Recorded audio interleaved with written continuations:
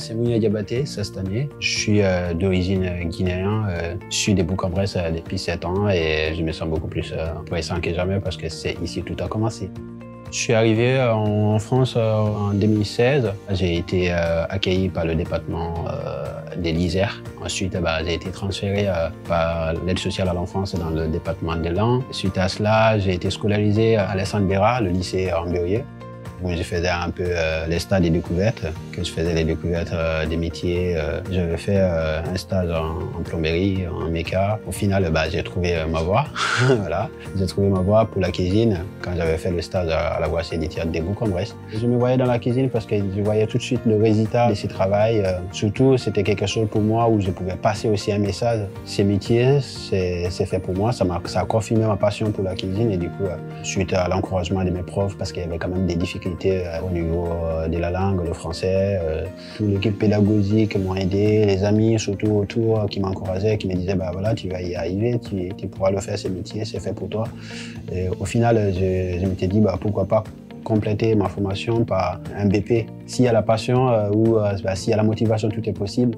Et du coup, ça m'a permis vraiment de concrétiser ce que je voulais travailler en tant que pro. Voilà ce qui me plaisait vraiment. Après mon BP, c'était surtout tous les profs pédagogiques des SECOF qui ont décidé de me nommer l'apprenti méritant. Je pense qu'au fait, c'était aussi de reconnaître mon travail, de tout ce que j'ai fait, parce que c'était pas quand même facile d'aller jusque-là. Ça m'a encore redonné la motivation de me dire, voilà, tu peux faire mieux.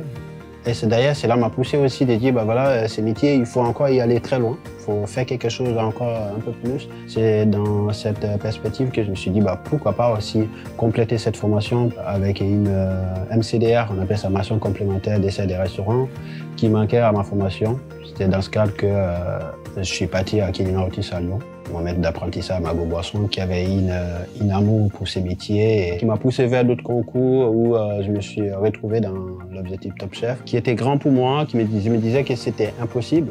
Comme quoi, il n'y a pas d'impossibilité. Mounia, c'est un jeune qui est formidable. Hein. On apprend de lui. C'est un jeune, ça se voyait qui voulait en découdre avec ses diplômes. Et vraiment, il était là pour suivre une formation. Il était vraiment passionné par le métier. Et il n'hésitait pas à se mettre en danger pour évoluer.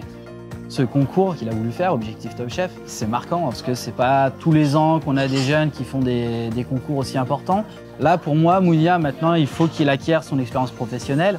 Il faut qu'il puisse voir un peu comment ça se passe dans les restaurants étoilés. C'est un jeune qui est inventif, qui est dynamique, qui en veut, qui a trouvé sa voie. Pour moi, Mounia, oui, il peut continuer dans la restauration de luxe, voire même de palace et étoilé. Dans l'avenir, mon projet, c'est de continuer à faire ce mix de culture et surtout ressentir aussi dans ma cuisine d'avoir fait une cuisine franco-guinéenne, on va dire.